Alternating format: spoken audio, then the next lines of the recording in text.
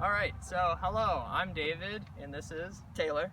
and we're going to be studying related rates relating to the Pythagorean theorem. So kind of the question we want to answer is we're going to be launching this rocket 1,600 feet into the air, and we want to know from our vantage point, which is 30 feet away from the base of the rocket, how fast is it traveling? How fast is the rocket traveling away from us? And kind of the hinge pin to this whole problem is what the speed of the rocket is. And so we're going to calculate the speed of the rocket as well using Kozlowski's rocket equation and the specific impulse of a rocket in order to calculate that speed and also the rate at which the rocket is traveling away from us. So without further ado, we're going to launch the rocket.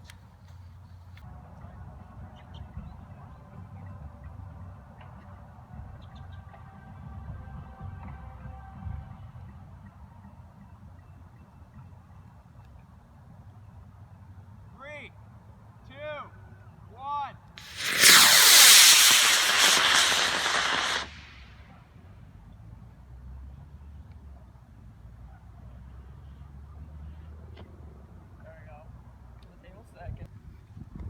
So now we have to try to catch the rocket, so we're going to follow the parachute and try to get it.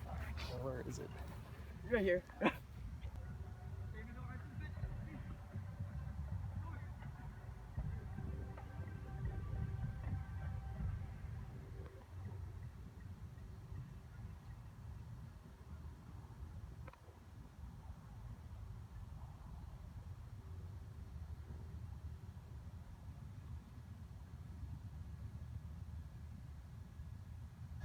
So as you can see, we recovered the rocket, so that was a successful launch, and it traveled about 2 soccer fields away and barely went into the road, so safety.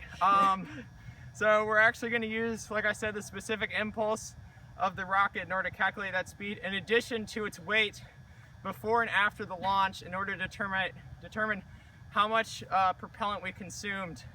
So we've weighed it, and we will get back to you once the math has been calculated. So hey guys, we finished the math, and so we're going to calculate the values of the speed of the rocket using the specific impulse, like I said, and then use that to calculate the rate it's traveling away from us. So the formula for specific impulse is right here. It's ISP is equal to IT over F times 101.95. Now ISP is the specific impulse, and that's what we're solving for. IT is the total impulse, and that's given to us by the rocket manufacturer. F is the mass of propellant used, and we can calculate that with the amount of mass lost by the rocket, and that's also given to us by the manufacturer and how much propellant's in the motor. Now 101.95 is a conversion factor from switching from pounds second over pounds to Newton second per gram, which is the unit we have to use for Kozlowski's rocket equation. Go. So we calculated for that specific impulse. So right over here, like the formula, ISP is equal to 49.61 pounds per second pounds, and once again, that's the total impulse given to us, over 60 grams, which is our mass of propellant used, also given to us, and that's times 101.95, that conversion factor. So when we calculate that division, it comes out to 0.82683 pounds per second gram, and then times 101.95, which gives us the specific impulse to be 98.658 Newton seconds. So now we can plug that in actually to this other equation that we have over here, which is our effective exhaust velocity equation, which is going to be the effective exhaust velocity equals the specific impulse times standard gravity, which we have over here. And standard gravity is 9.8 meters per second squared. So we have the 98.658 Newton seconds from the specific impulse times specific gravity, 9.8 meters per second squared. So that gives us an effective exhaust velocity of 826.097 meters per second. So now we can plug all that into Kozlowski's rocket equation, which we have over here, which is delta V equals VE times the natural log of m naught over m sub f. So delta V is the change in velocity of the rocket per second. That's the speed we're solving for. VE is the effective exhaust velocity of the rocket, which is calculated with that formula that we used on the other page, with the specific impulse and standard gravity. And ln is the natural logarithm. Now, m sub naught is the initial total mass, which we weighed to be 533 grams, and m sub f is the final total mass, which is 473 grams. And so that's about 80 grams that we lost there. And the reason why it's not 60, like we talked about, being for the actual amount of propellant used, was because there's actually a delay charge and an ejection charge for the parachute. So that's that 20 gram difference.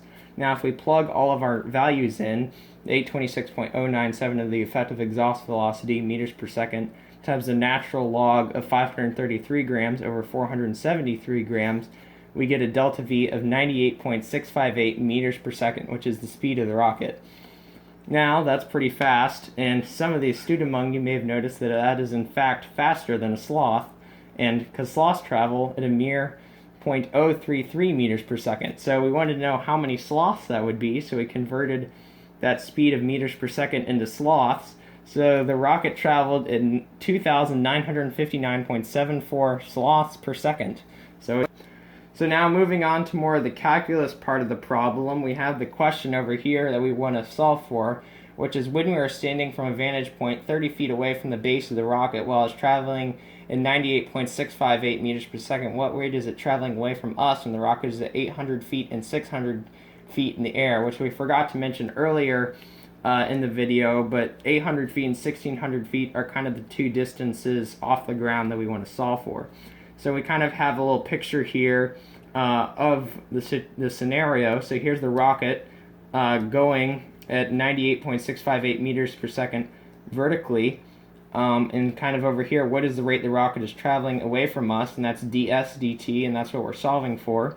Here's us down here launching the rocket, and here's x, which is going to be 30 feet, which we converted into meters, 0.3048 meters per foot, and that's a conversion factor. So if we take 30 feet and multiply it by that, we get 9.144 meters, and that's our x value. And for our y value, it's the 800 and 1600 feet that we chose, and we used the same conversion factor, 0.3048, and we found out that 800 feet, that's 243.84 meters, and 487.68 meters. Now moving on to the calculus of this problem, we have the Pythagorean theorem, which we're actually going to use to solve that rate, which is x squared plus y squared equals s squared. And we took the derivative of that, which is 2x dx dt plus 2y dy dt equals 2s ds dt. And we divide that by 2 and canceled all the 2's out. So we actually split that up into two problems, one describing it when the height is 800 feet, and one it's when it's at 1600 feet. So we have x dx dt plus y dy dt equals s ds dt on both sides for the two different distances. And if we go up here, we use the Pythagorean theorem to calculate the length of s of those 2 points. So we took 9.144 squared, which is our x, plus 243.84 squared, which is y, and got 59,541.558, and took the square root of that and got 244.011 meters, which is the length at 800 feet. And we did the same exact thing for y, so 9.114, or for 1600 feet, 9.114 meters squared times 487.63 meters squared. Took the square root of that and got 487.716 meters. Now, plugging those numbers in for our two formulas for the 800 feet and 1600 feet, so we got 9.144 times 0, because that's a constant, it's not changing, our distance isn't changing away from the base of the rocket, plus 243.84 meters, which is that 800 feet, times the speed of the rocket, which is 98.658 meters per second, and that equals 244.011 meters, which is our s value that we calculate with the Pythagorean theorem, times ds dt, which is what we're trying to solve for. Now, we isolated that variable by dividing times the distance over here that we calculated for the rocket, and the 9.114 cancels because it's multiplied by 0. And so we end up with 98.589 meters per second DSDT, which is our rate. So the rate of the rocket is moving away from us is our velocity point of 9.14 meters away when the rocket is 243.84 meters high. And we calculated that into sloths as well, so that would be the equivalent of 2,987.545 sloths per second for that rate of the rocket. Now we did the exact same thing over here, as you can see, except we substituted in 487.63 meters instead of the 243.84, because this is at the 1,600 feet.